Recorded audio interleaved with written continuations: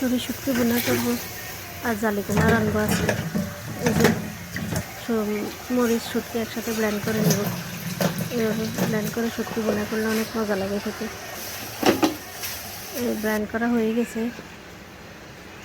এদিকে ভাত বসিয়ে দিলাম। এই ভাতটা পলক আসতেছে। এদিকে জালি কুমড়াটা রান্না বসিয়ে দিব। কড়াই বসিয়ে তেল দিয়ে দিলাম।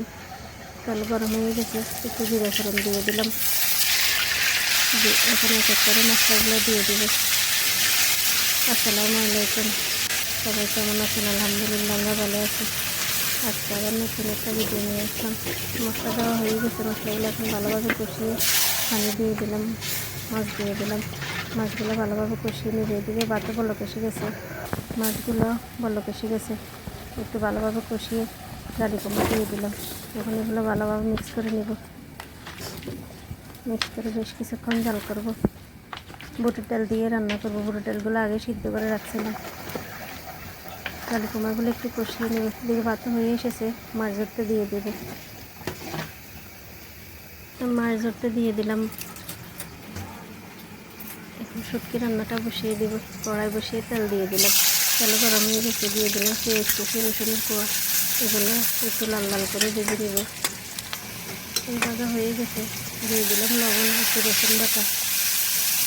শুটকির মধ্যে যত রসুন বাটা দেওয়া হবে খুব মজা লাগবে খেতে। এখন শুটকিগুলো দিয়ে দেবো। দিয়ে দিলাম একটু পানি, সামান্য পানি আর দেবো না। দিয়ে দিলাম একটু হলুদের গুঁড়া। এগুলো ভালোভাবে কষাবো বেশ কিছুক্ষণ। এদিকে জালি কুমড়া কষানো হয়ে এসেছে, একটু নেড়ে দিলাম। অনেক সুন্দর হয়েছে জালি কুমড়া কালারটা।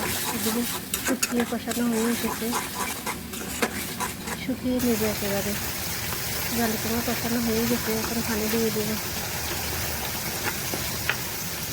পানি দিয়ে দিলাম। পানি দিয়ে একটু জাল করব। বলক আসলে ডালগুলো দিয়ে দিব।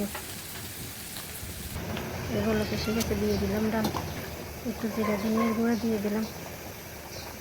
এগুলো এখন ভালোভাবে মিক্স করে নেব। মিক্স করে একটু জাল করে নেব। এখন একটু জাল করবো। এদিকে শুটকিও জাল হয়ে এসেছে, অনেক সুন্দর হয়েছে শুটকির কালারটা। এদিকে জালি কুমড়াও বলক এসে গেছে, একটু নেড়ে দিলাম। বেশ কিছুক্ষণ জাল করবো। এখন শুটকির কালার চেঞ্জ হয়ে গেছে, অনেক সুন্দর হয়েছে। আর একটু জাল করব। জালি কুমড়া রান্না রেডি, নামিয়ে নেব। এখন জালি কুমড়া নামিয়ে নিলাম। এদিকে ভাতের পাতিলটা একটু সেঁকা দিয়ে দিলাম। শুটকির ভর্তা হয়ে এসেছে, কালারটা একেবারে সেই রকম হয়েছে। নামিয়ে নিলাম, শুটকির ভর্তা রেডি। এই রান্না কমপ্লিট, রান্না হয়ে গেছে। এখন দুপুরের কাজকর্ম সেরে খাওয়া দাওয়া করে নেব। শুটকির ভর্তাটা খেতে অনেক মজাই লাগছে।